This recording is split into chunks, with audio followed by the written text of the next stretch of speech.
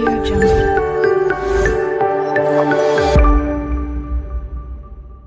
नमस्ते। आज की इस खास चर्चा में हम एक ऐसे विषय को खंगालने वाले हैं जो हमारे बिल्कुल सामने है, लेकिन शायद हम उस पर ज्यादा ध्यान नहीं देते। चलिए शुरुआत एक बहुत ही आम सी स्थिति से करते हैं। कल्पना कीजिए, बच्चे मोना और राजू अपनी अम्मा की घर साफ करने में मदद कर रहे हैं। मोना अपने चारों ओर देखती है, कपड़े, कुछ बर्तन, अनाज, शहद की बोतल, किताबें, और कहती है कि इन सभी चीजों का कोई न कोई उपयोग तो है। तभी अम्मा बड़े ही पते की बात कहती हैं। वो कहती हैं कि इसीलिए तो ये महत्वपूर्ण है, क्योंकि ये संसाधन है। ये दृश्य हम सबके घरों का है ना? और बस यहीं से इस दिलचस्प विषय की शुरुआत होती है। अब इन सब चीजों को देखते हुए राजू के मन में एक बहुत ही सीधा सा लेकिन गहरा सवाल आता है। वो अम्मा से पूछता है, आखिर संसाधन क्या है? अम्मा का जवाब सुनने में तो एकदम सरल है, लेकिन सच मानिए ये पूरी की पूरी अवधारणा की नींव है। वो कहती हैं, कोई भी चीज जिसका इस्तेमाल किसी जरूरत को पूरा करने के लिए किया जा सकता है, वो एक संसाधन है। ये एक ऐसा जवाब है जो वाकई हमें अपने आसपास की दुनिया को एक नए नजरिए से देखने पर मजबूर कर देता है। चलिए जल्दी से देखते हैं कि आज हम किन 5 मुख्य पहलुओं पर बात करेंगे। सबसे पहले, संसाधन वास्तव में है क्या? दूसरा, ये अपना मूल्य या कीमत कैसे तय करते हैं? तीसरा, प्राकृतिक संसाधनों के अलग अलग प्रकार क्या हैं? चौथा, मानव निर्मित और मानव संसाधन का क्या मतलब है? और सबसे आखिर में, हमें इन सब को बचाने की यानी संरक्षण की जरूरत क्यों है? आइए बिना देर किए अपने पहले बिंदु से शुरू करते हैं। आखिर ये संसाधन है क्या? सोचिए, तेज प्यास लगी है तो पानी पी लिया, घर में बैठे हैं तो बिजली का इस्तेमाल कर लिया, स्कूल से आना है तो रिक्शा ले लिया, या फिर पढ़ाई के लिए पाठ्य पुस्तक खोल ली। इन सब में एक चीज कॉमन है, हम इन सब का उपयोग कर रहे हैं। इसका सीधा सा मतलब है कि इनमें उपयोगिता है।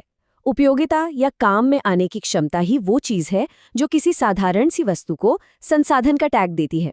भूख लगने पर खाई जाने वाली ताजी सब्जियां भी एक संसाधन है। मतलब साफ है, अगर कोई चीज हमारे काम की है तो वो संसाधन है। अब दूसरा भाग, एक बार जब कोई चीज उपयोगी बन जाती है तो फिर उसका मूल्य या कीमत कैसे तय होती है? आइए समझते हैं। देखिए, कोई भी चीज संसाधन तभी मानी जाती है जब उसका कोई ना कोई मूल्य या महत्व हो। लेकिन यहाँ एक पेच है। मूल्य का मतलब सिर्फ पैसे से नहीं होता। कुछ चीजों का आर्थिक मूल्य होता है और कुछ का नहीं। जैसे कि लोहा, तांबा जैसी धातुओं का पक्का आर्थिक मूल्य है, उन्हें बाजार में खरीदा बेचा जाता है।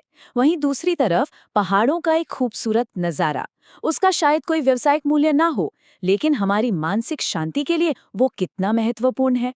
दोनों ही इंसान की जरूरतों को पूरा करते हैं।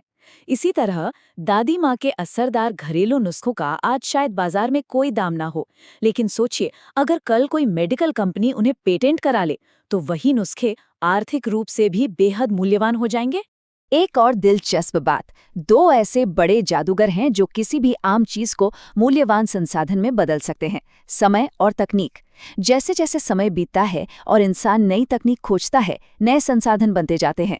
जरा सोच कर देखिए, जब आग की खोज हुई होगी तो धीरे धीरे खाना पकाने की कला विकसित हुई। पहिए के आविष्कार से परिवहन की पूरी दुनिया ही बदल गई। और तो और तकनीक का कमाल देखिए कि उसने तेजी से बहते हुए पानी की ऊर्जा को जल विद्युत में बदल दिया। ये इंसानी विचारों की ही तो ताकत है।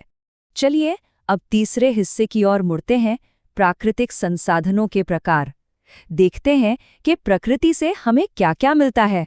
प्राकृतिक संसाधन वे हैं जो हमें सीधे प्रकृति से मिलते हैं और हम उन्हें लगभग बिना किसी बदलाव के इस्तेमाल करते हैं। सांस लेने के लिए हवा, नदियों का मीठा पानी, फसल उगाने के लिए मिट्टी और तरह तरह के खनिज, ये सभी प्रकृति के दिए गए शानदार मुफ्त उपहार हैं।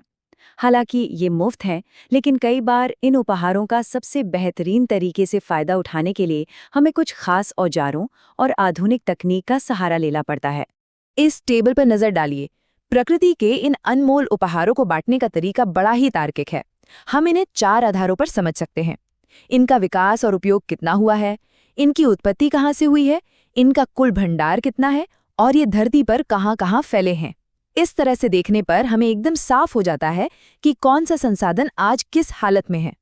विकास और उपयोग के आधार पर बात करें तो हमारे पास वास्तविक और संभावित संसाधन होते हैं, वास्तविक संसाधन वो हैं जिनके बारे में हमें पक्की जानकारी है कि वे कितने हैं और हम आज उनका जमकर इस्तेमाल भी कर रहे हैं, जैसे जर्मनी के रूअर इलाके का कोयला या हमारे महाराष्ट्र में दक्कन के पठार की उपजाऊ काली मिट्टी।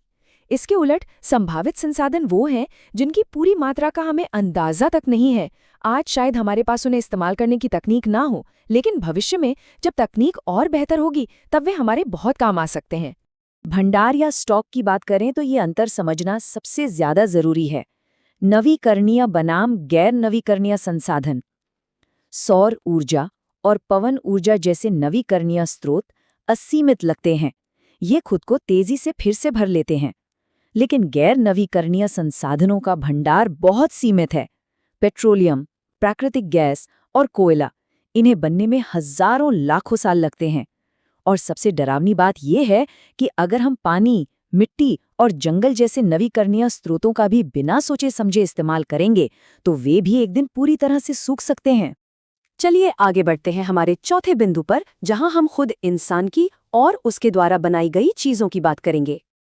ये देखना बहुत ही शानदार है कि प्रकृति और इंसान का दिमाग मिलकर कैसे काम करते हैं।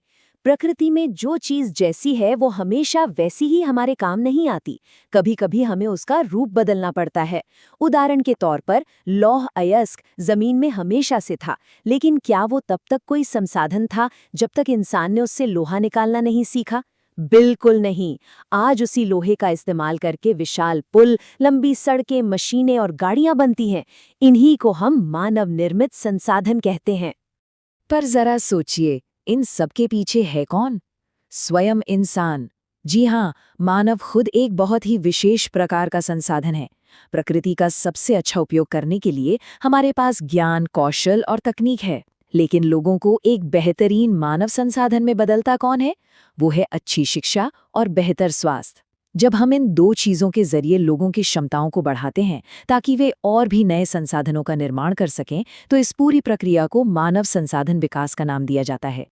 अब हम आज की चर्चा के अंतिम और सबसे अहम पड़ाव पर हैं, संरक्षण की आवश्यकता। हमने संसाधनों को तो समझ लिया, लेकिन अब उनकी कड़वी सच्चाई का सामना करने का वक्त है। चलिए अपने कहानी में मोना के पास वापस चलते हैं। एक रात मोना को एक बेहद खौफनाक सपना आता है।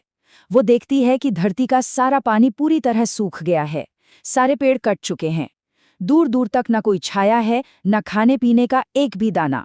लोग भूख प्यास से तड़प रहे हैं और इधर उधर भटक रहे हैं। घबराकर जब उसने ये बात अपनी अम्मा को बताई तो अम्मा ने बहुत ही गंभीर होकर कहा कि ये सिर्फ एक सपना नहीं बल्कि एक चेतावनी है। अगर हम आज सावधान नहीं हुए तो हमारे नवीकरणीय संसाधन दुर्लभ हो जाएंगे और गैर नवीकरणीय संसाधन तो धरती से हमेशा के लिए गायब ही हो जाएंगे। लेकिन निराश होने की जरूरत नहीं है, क्योंकि तस्वीर का एक दूसरा बेहद सकारात्मक पहलू भी है। अम्मा की बात सुनकर मोना, जेसी और उनके दोस्तों ने हाथ पे हाथ धरे बैठने के बजाय कुछ करने की ठानी। उन्होंने पुराने अखबारों, बेकार कपड़ों और बांस के डंडियों को इकट्ठा किया और उनसे शानदार थैले और टोकरियां बनानी शुरू कर दी। बेकार पड़ी चीजों को नया जीवन देना, ये प्रकृति को बचाने की दिशा में उठाया गया उनका एक छोटा पर बहुत ही शक्तिशाली कदम था। तो यहाँ सीखने वाली सबसे बड़ी बात क्या है?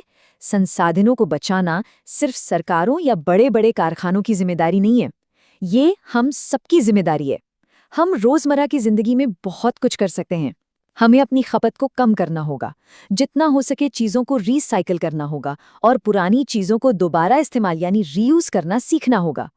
आखिर धरती पर मौजूद हर प्राणी का जीवन एक दूसरे से बहुत गहराई से जुड़ा हुआ है। इन तमाम बातों का सार एक बहुत ही भारी भरकम लेकिन बेहद जरूरी शब्द में छिपा है, सतत विकास यानी सस्टेनेबल डेवलपमेंट। संसाधनों का बड़ी ही समझदारी से इस्तेमाल करना और उन्हें वापस से बनने का समय देना संसाधन संरक्षण है। और आज अपनी ज़रूरतें पूरी करने के साथ साथ आने वाली पीढ़ियों के लिए भी इन संसाधनों को बचाकर रखना ही सतत विकास कहलाता है। सच मानिए, धरती और अपने अस्तित्व को बचाने का बस यही एक रास्ता है। तो इस पूरी चर्चा के बाद एक सवाल है जो हम सबको खुद से पूछना चाहिए। हमारे आसपास ऐसे कौन से संसाधन हैं, चाहे वो पानी हो, बिजली हो या फिर कागज, जिन्हें हम अपनी रोजमर्रा की जिंदगी में थोड़ा और बचा सकते हैं? पर्यावरण की जिम्मेदारी किसी और की नहीं, बल्कि हमारे अपने घर से शुरू होती है।